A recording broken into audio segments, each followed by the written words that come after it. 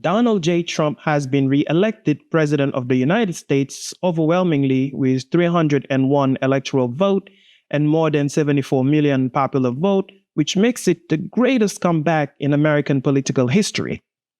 I mean, you can say whatever you want about the man, but Donald Trump right now is the definition of testicular fortitude. I mean, just think about it, guys. The man survived 2 assassination attempts, 6 impeachment, and 32 felony counts. And he's still standing strong and ready to rumble. Like, who is this man?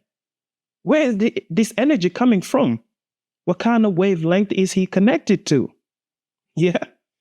You can say whatever you want about the Dems and give reasons why they lost the election. But one thing for sure, Biden sabotaged Harris's campaign. Like, Biden is Kamala's biggest ops. And Kamala, from her end, kept using the same speech over and over and over throughout the campaign, like we were not going to notice. And that just tells you how the DNC and the Dems in general are so out of touch, and they've been out of touch for a while.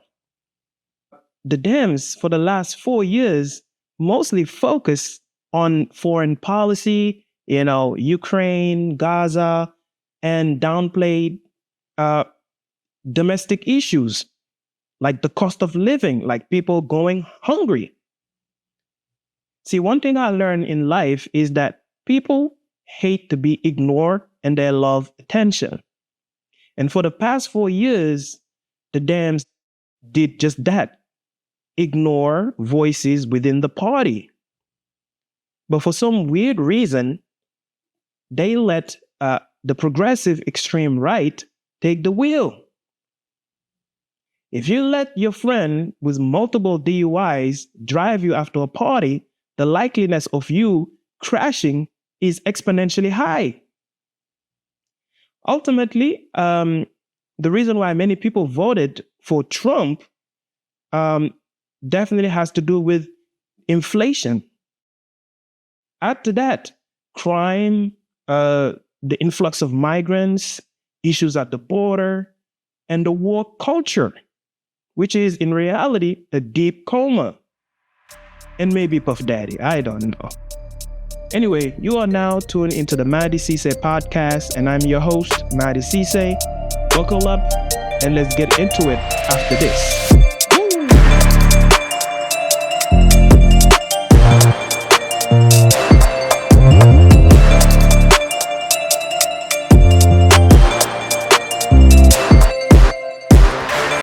To the average American, life is just too damn hard, and it got worse since the pandemic. And dying is just too expensive. You don't want to do that to your family. See, people are frustrated with the high cost of living, inflation, low wages, increase in debt, and less money in their pocket. And the Biden administration for 4 years knew this. And whatever they did, see, I'm not going to say they didn't do anything, but whatever they did, it did not work. And people are still feeling the burns. So for Kamala to come around and try to ask for 4 years of the same policy is something that many people just couldn't stomach. See, for the past 4 years, Kamala was there.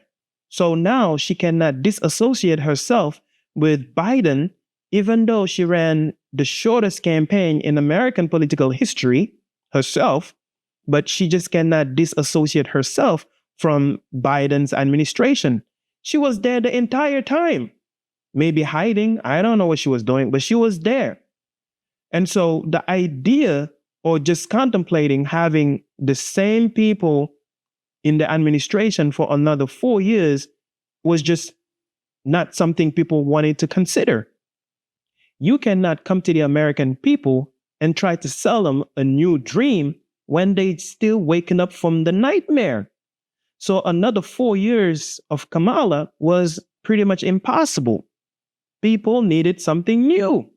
And this time around, let's just be honest and face it. Dems cannot blame anybody but themselves, especially the leadership at the DNC.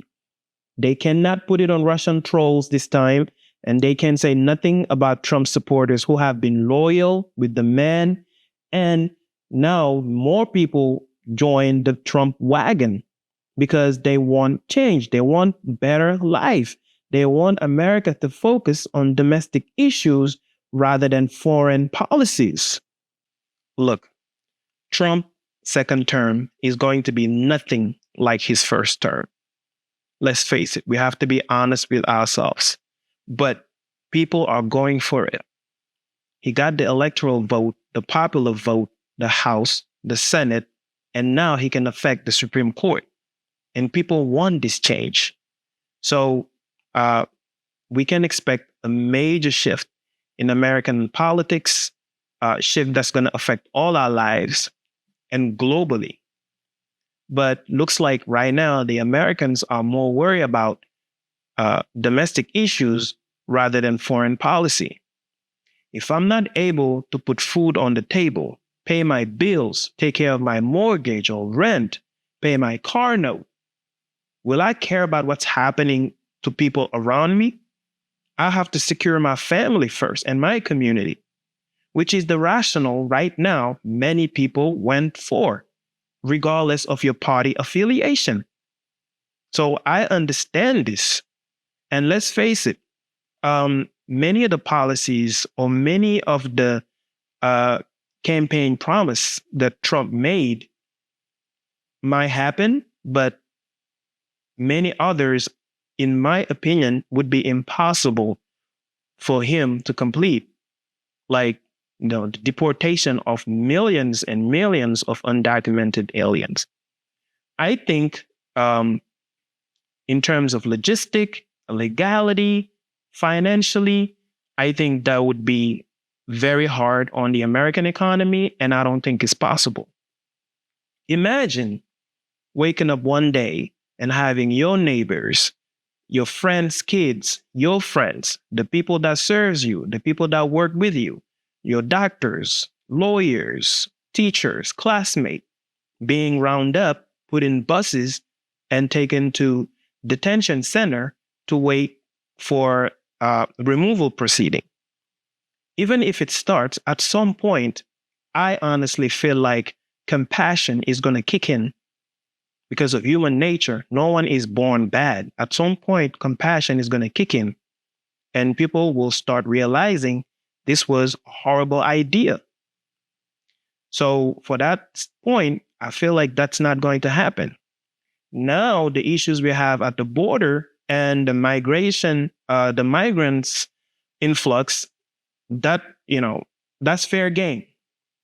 We can expect to have, hundreds, maybe thousands of individuals who recently entered the US and seeking asylum to be the primary target of Trump policy. But for the millions and millions of undocumented aliens who've been in this country for decades, I don't think we're going to be seeing a major shift that's going to affect, like their lives in such a way where they have to leave the country. They might actually pay hefty fines and perhaps have a glimpse or hope that they could find a pathway to, not citizenship, but at least, be legal in this country. So, lot of things to think about. Let me know what you think. Comment, subscribe, like. If you agree, let me know which point you agree. If you disagree, also let me know what you disagree with, and let's keep the conversation going. I'll be in the comments. All right. Thank you for joining. Peace.